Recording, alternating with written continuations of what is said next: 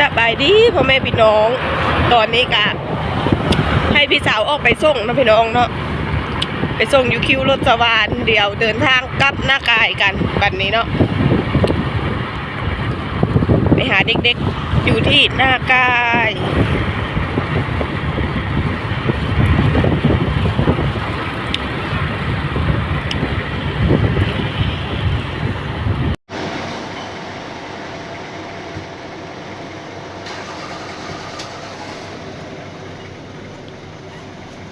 ตอนนี้ก็รอรถออกนะพี่น้อง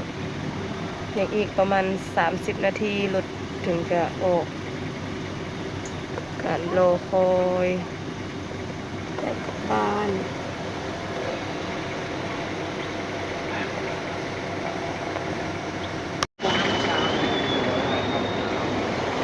ระวังท่ารถเนาะเฮาก็จะไปซื้อน้ำถูกก่อนพี่น้องเดี๋ยวไปซื้อน้ำก่อนเราจะไปซื้อ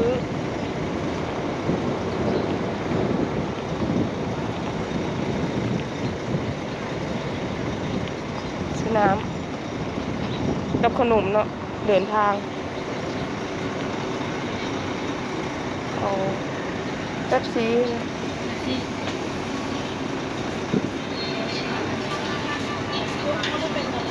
เป็นกระป๋องซื้อแป๊บซี่เดี๋ยวน้องว่าแป๊บซี่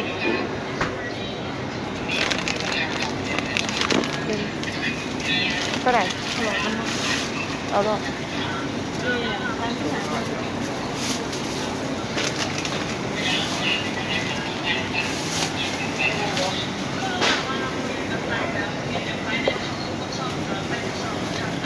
เดี๋ยวน้องลาจ่ายเงินก็ได้พี่น้อง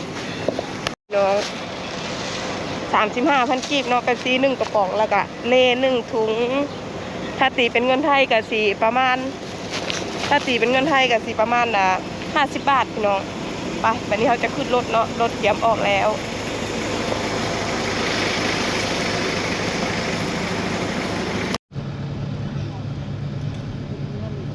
พี่น้องออกจากคิวรถสวรรค์เจอกันข้ามวนเมืองนากายแบบนี้เนาะ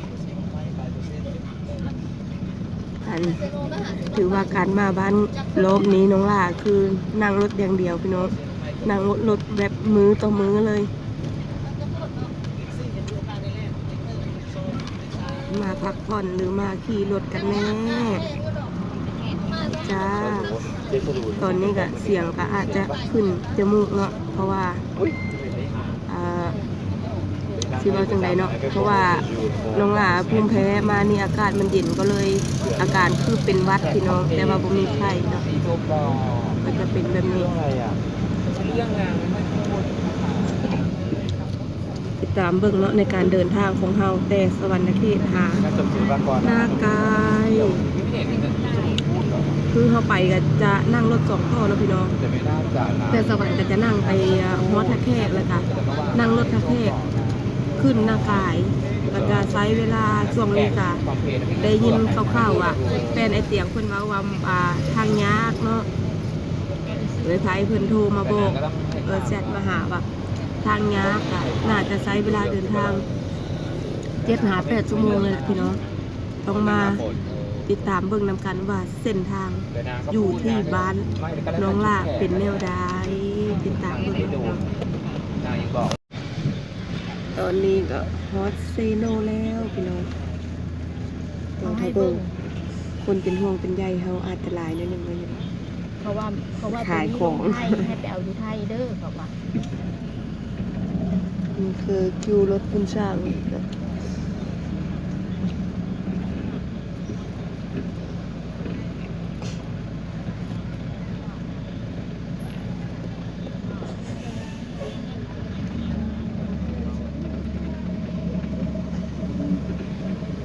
วันที่5แม่เลยนั่งรถวันที่5มาแล้วแม่เลย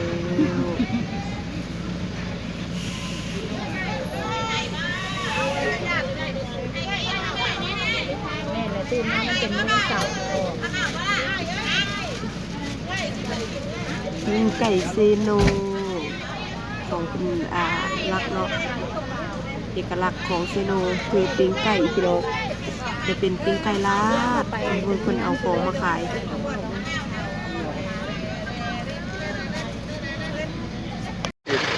ตอนนี้เราฮอต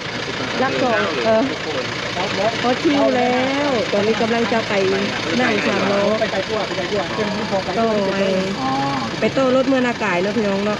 เดี๋ยวมารอเบิ่งหนทางของเมืองนากายจะเป็นได้ไหนพี่น้อง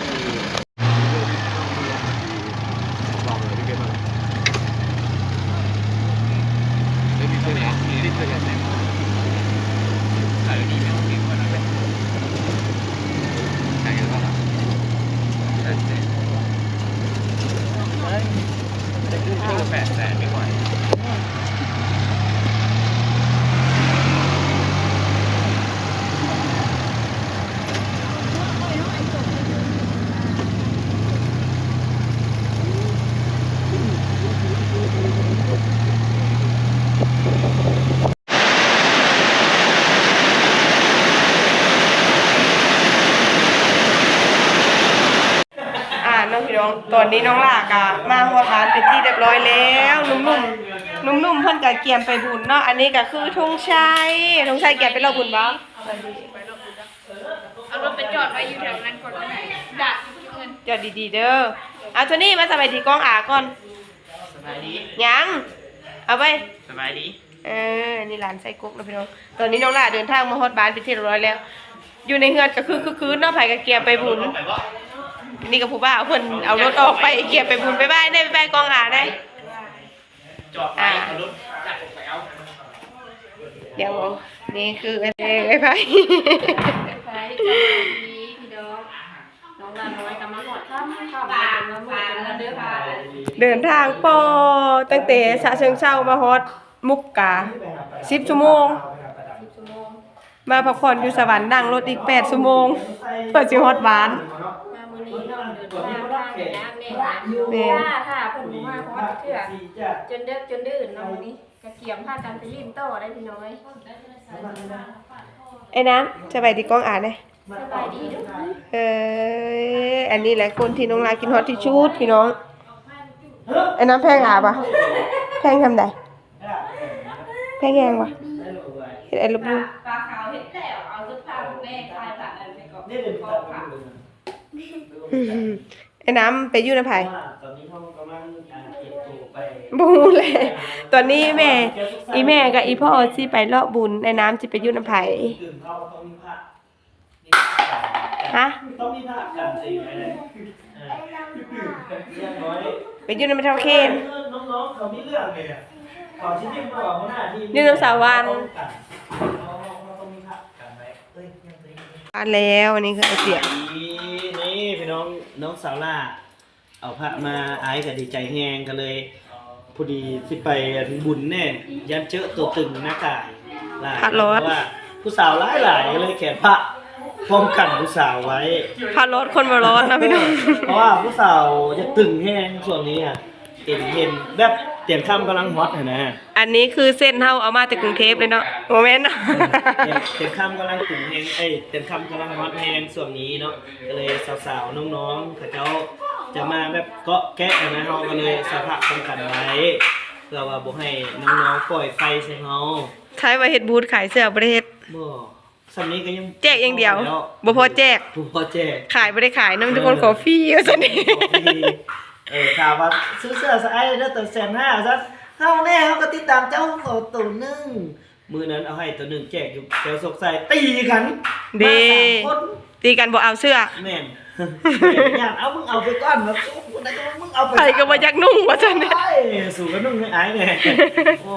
ยเนาะเอาจังไรก็เจอกันเนาะยินดีต้อนรับลาน้อย